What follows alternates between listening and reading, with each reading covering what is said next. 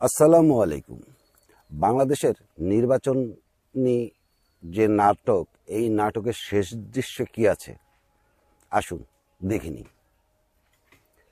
বাংলাদেশের এই নির্বাচনের যে নাটক, এই নাটকটি লিখেছেন বা রচনা করেছেন আমেরিকার এবং বাংলাদেশের ডিপ স্টেট পলিসি।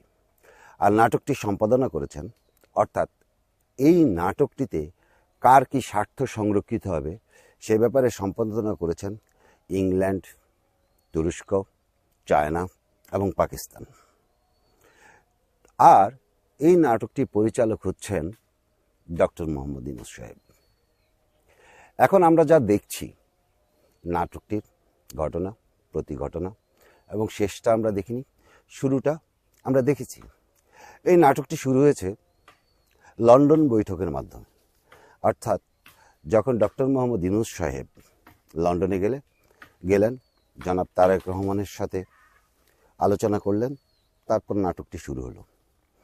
তারপর নাটকটির ঘটনা শুরু হলো বিস্তারিতভাবে জনাব তারেক রহমানের এদেশে আসার মাধ্যমে।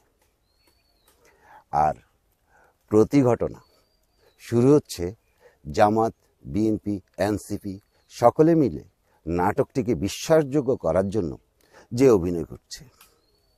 একটু লক্ষ্য করলেই দেখতে পারবেন ডক্টর মোহাম্মদ ইউনূস সাহেব গত 2-3 দিন ধরে প্রধান দলগুলির সাথে যে মিটিং করলেন, তারেক জিয়াকে যে আমন্ত্রণ করলেন, জামায়াত ইসলামের ডক্টর শফিকুর রহমানের সাথে যে বৈঠক করলেন, এনসিপি প্রধান নাহিদের সাহেবের যে বৈঠক করলেন, একটু খেয়াল করলে দেখবেন ডক্টর মোহাম্মদ ইউনূস সাহেবের বডি ল্যাঙ্গুয়েজ, অর্থাৎ শারীরিক ভাষা কতটা উৎফুল্ল। কারণ তিনি জানেন ওনাকে এদেশ থেকে পালাতে হবে না, অলরেডি এগ্রিমেন্ট হয়ে গেছে। এবং এই নাটকের ফলাফলে কে কি আসন পাচ্ছে, কে কয়টা মন্ত্রিত্ব পাচ্ছে তাও নির্ধারিত। বলে রাখা ভালো, শুধু জামাত ইসলামী নয়, এখানে এনসিপি মন্ত্রিত্ব পাবে। এই নাটকটি শুধু একটি কারণেই ব্যর্থ হতে পারে, সেটা হচ্ছে ইন্ডিয়ার স্বার্থ এখনো এই নাটকে সংরক্ষিত নয়।